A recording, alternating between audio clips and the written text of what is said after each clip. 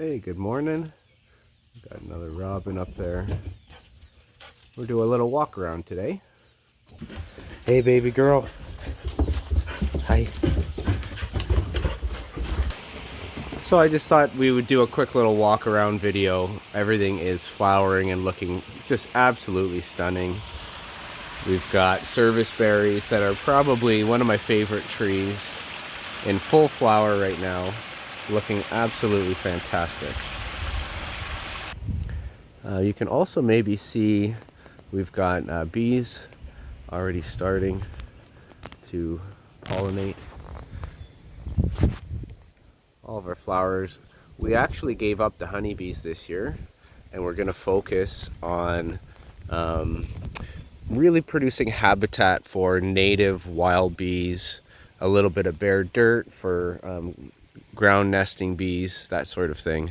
We really want to promote the ecosystem to do everything that it needs to do in order to create a healthy long-term situation on the property, not just short-term money or honey. We really want to focus on the long term.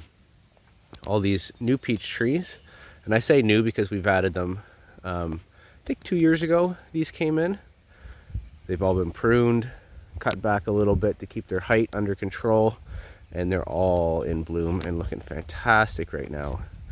This is a cherry tree, and believe it or not, this cherry and this cherry were planted at the same time. This one got browsed by deer, you can kind of see, and then this one didn't and was allowed to grow.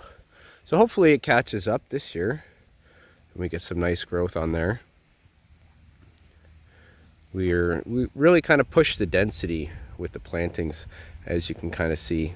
Our tree story is really dense, but what that does is lots of habitat for insects. We want to close it off the canopy to prevent sunlight down to the ground level as much as possible, as soon as possible.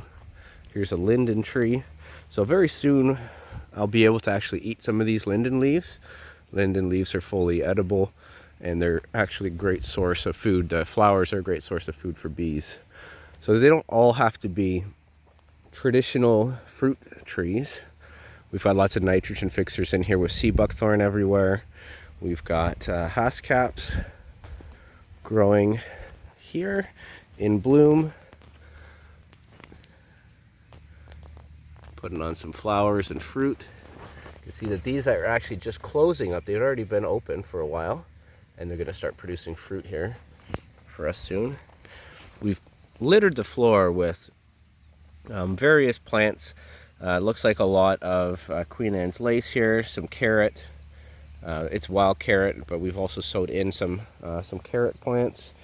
We've got strawberries planted all through here, various mints, and just trying to get the photosynthesis level at the ground layer growing. And we've got some burdock and strawberries and carrot, and just really try to maximize the photosynthesis layer. I've started leaving some grass, and I know this is maybe sacrilegious to some permaculturists, but grass is a really good bunny deflector, and it's a really important plant in order to make sure that your trees don't get nailed by bunnies every single year, and make sure that the rabbits are walking around and manuring into your gardens. You can see that, you know, we've got wood chip mulch layer. We do lots of chop and drop, dropping down. I will pull the odd Bermuda grass, but it's going to kind of do what it's going to do.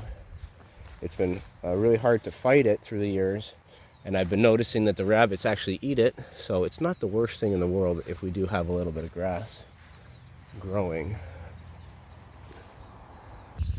We've got some lovage here, which is a fantastic culinary herb. We've got some heart nuts that are starting to open up. So this tree's done really fantastic, and it's gonna wake up and put on a bunch of new growth this year. We've got rhubarb just popping up. It's a pretty good staple crop for up here in the cold weather. Currants are fantastic for jams, and they do really well in our cold Right next to that is elderberry. This is a black tower elderberry with variegated leaves there. And this we make jams out of, and healthy syrup as well, like medicinal syrup. So down at the pond level here, the pond is opened up. We've got 2 aerators down in the deep level, getting good oxygen to the fish, kind of waking them up. And we've got haskaps all along this fence. We're actually growing up some kiwi on the fence here. This is cold hardy kiwi growing right up the side of the house. And then right here at the corner, behind Rosie there, we've got pawpaws. So this is a Cinema triloba. It's in their flower right now. So lots of flowers on this. And we've got pawpaws kind of at the corners, here, one down there. So 3 there. We've got 1 here. We've got 1 growing in the side of this swale berm here. I've shown this a few times before, but this is a swale berm that cuts right across our property, and we've got apples. We've got a big bartnut growing here along it. And we've got our compost system there with pond water, so I have access to water to add to the compost. I can grow water hyacinths for feed into the compost, duckweed for feed to the chickens. I fill the compost up and rotate them back and forth. And I have an open pile that's been consumed now and put into garden beds. So it starts here, it turns into there, and then it turns into the open pile. When it rains on that, it takes all that compost leachate, spreads it through this swale, and fertigates all of the fruit trees on this swale here. And then these gorgeous, gorgeous service berries, they get pollinated by these really, really tiny insects, tiny little flies that are super valuable food for birds as well. And they just look absolutely stunning. They make a really healthy fruit. We got 1 way down in the bottom there as well. And we actually have a bunch of them spread all through here that are just small, just tiny little ones planted. So you can imagine how amazing. You can see I don't really clean up from the winter. I got all this old growth here. But you can imagine how amazing. Oh, this one got eaten by rabbits or something last season, so hopefully this one will live. I see some buds, so should be fine. And they're planted, there's one there, kind of all around here, all around the edge, down on the sides, and even some over here. So you can just imagine what kind of visual this pond is going to have in another 10 years or so, when all of those other service berries catch up to these ones here that were purchased probably about 7 years old 2 or 3 years ago. Now maybe they were like 5 or 6 years old, but anyways, they've got 5 or 6 years to catch up, and they're planted all down through here at the side of Wildflower Hill. Got Wildflower Hill down at the bottom there. There's not much going on now, but we've got lots of various wildflowers all sowed into the side. You can see all the old growth is pretty much left in order to feed the insects and make sure they have good habitat. We've got elderberries on the sides here. Service berries are all poking up the side of all around here. So it's going to be just absolutely stunning in another 10 years or so. Always planning for the long term.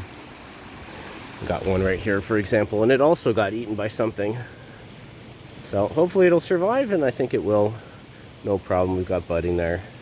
This is St. John's wort right next to it. A great medicinal plant. Really, really a favorite around here. We've got some cranberries growing in here.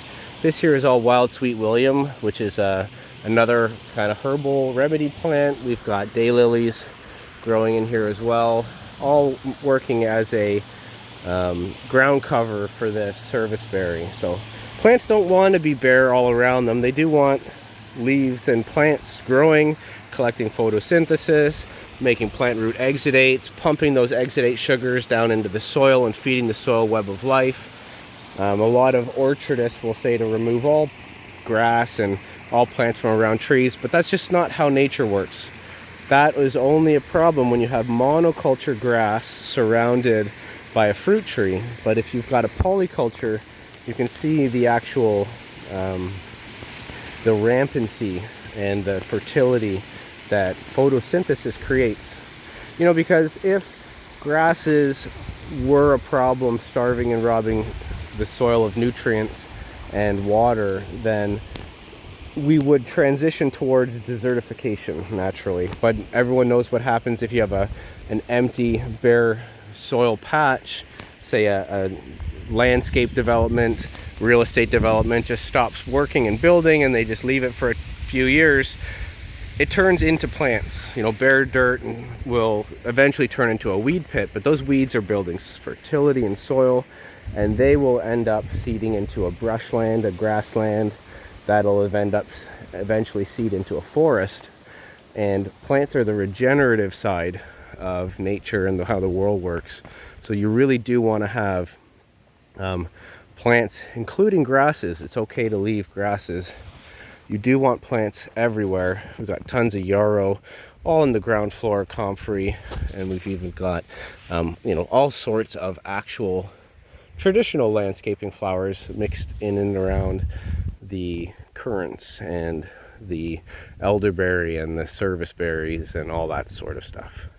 So hope you enjoyed this video. I just wanted to do a little spring tour and get talking some plants and gardens, soil science and excitement. And we're going to get into the gardening season pretty soon here, and really excited for that. And I'm going to do a little bit of a back to basics thing this season. Getting back into, you know, the science basics that I touched on in the first few years of the video, do fresh updates on those, because essentially what happens in YouTube land is you'll get people who watch your channel, they'll subscribe, they'll watch some videos for a while, and then, you know, they go and start their own projects, start their own food forests and dig their own swales and make their own, you know, their own resilience in their own life, and then they kind of stop watching the YouTube channel. And that's exactly what I want to have happen here. Believe it or not, actually, my goal is to get you guys to stop watching me and start living life like this. That's what the world needs right now. But what happens is some of your old videos become stranded. People don't watch them, they just watch the new videos. So I think every once in a while you have to touch back on the basics, the golden rules of gardening. I'm going to do a video on that. Might do a sheet mulch update, might do a plant guild update. I know everyone always loves those. So look forward to those this year. We're going to try to squeeze maybe once a month, revisit one of those core bread and butter topics of permaculture, show examples of it on my property, and really get back into showing you guys, especially the new people who, what is going on down there with the doggos? Showing especially the new people the basics of the food forest. These dogs have no idea how lucky they are to have a property like this to just be nutbags on. Anyways, thanks for watching, and I'll see you on the next one.